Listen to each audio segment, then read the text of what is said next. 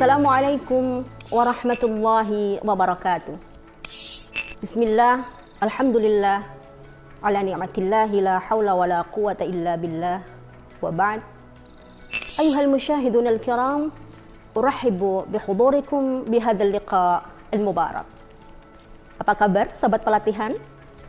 Pada kesempatan hari ini, saya akan menyampaikan materi tentang pembelajaran bahasa Arab dalam kurikulum merdeka.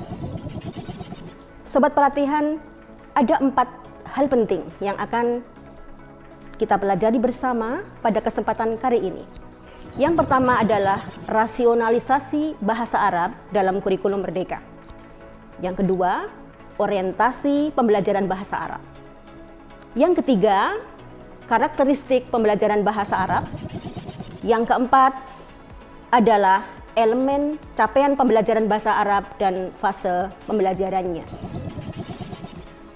Sobat pelatihan yang berbahagia, ketika kita bicara tentang rasionalisasi pembelajaran bahasa Arab, poin penting yang harus kita pahami adalah amanah dari kurikulum merdeka ini untuk pembelajaran bahasa Arab. Kurikulum merdeka mengamanahkan kepada kita untuk menyiapkan peserta didik memiliki kecakapan berbahasa Arab.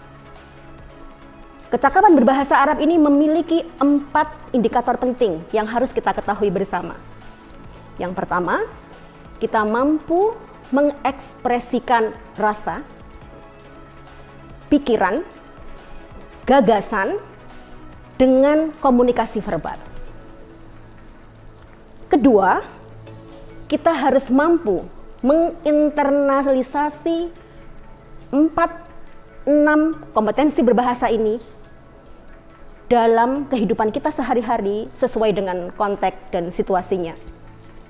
Amanah yang ketiga yang harus kita pahami betul adalah bagaimana kita setelah belajar bahasa Arab bisa menggunakan bahasa Arab tersebut untuk mengkaji agama, ilmu pengetahuan, dan juga budaya. Yang keempat yang tidak kalah pentingnya adalah kita harus paham bahwa belajar bahasa Arab adalah untuk mengintegrasikan kemampuan berbahasa dan berperilaku. Dalam konteks ini, yang dimaksud berperilaku adalah moderat dan berpikir secara kritis sistematis.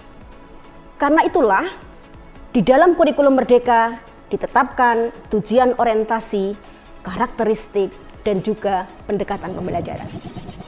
Sobat pelatihan, kita harus tahu dulu apa sih sebenarnya yang menjadi orientasi penting dalam pembelajaran bahasa Arab. Ada 2 kata kunci yang harus kita ingat.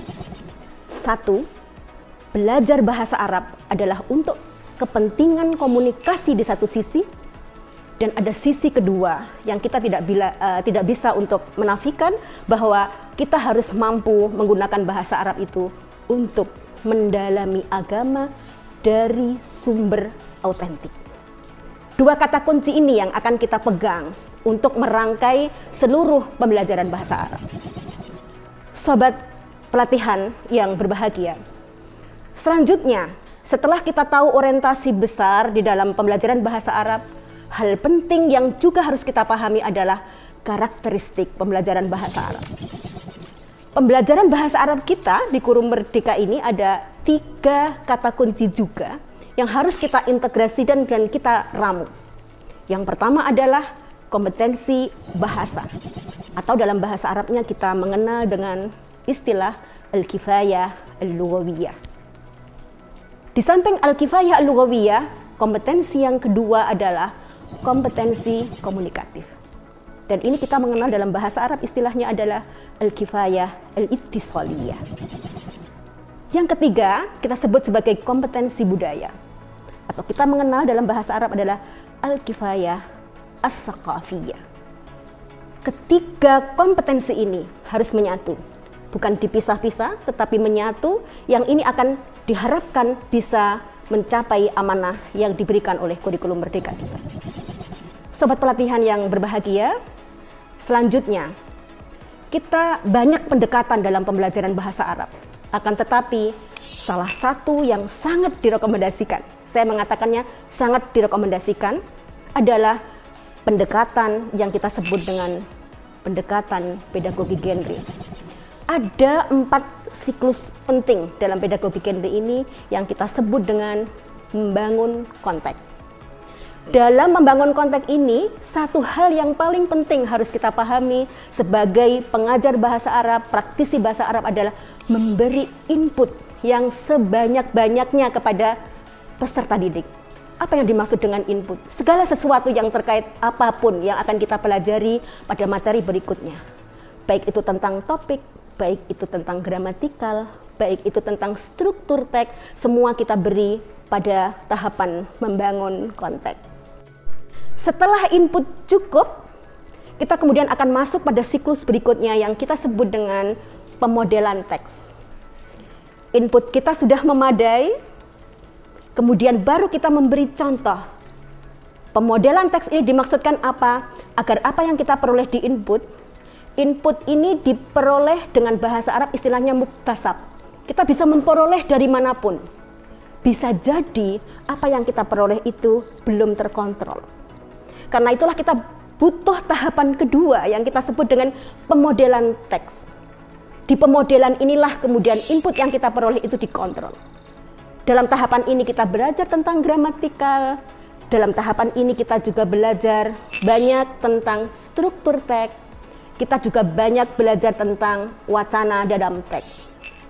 Selanjutnya, apabila input sudah memodel, kemudian kita model teksnya sudah kita miliki, baru kita akan meminta peserta didik untuk membangun teksnya sendiri. Tapi apakah ini tiba-tiba? Tidak. Kita akan membangun teks itu secara bersama-sama terlebih dahulu. Apa yang dimaksud dengan bersama-sama?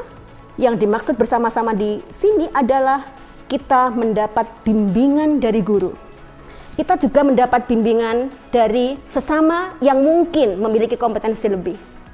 Dari sinilah kemudian kepercayaan diri untuk membangun teks terbangun dan tahapan terakhir bisa kita laksanakan, yaitu membangun teks secara mandiri. Terima kasih, sampai jumpa di pertemuan berikutnya. Ila liqa. Bi amanillah. Assalamualaikum warahmatullahi wabarakatuh.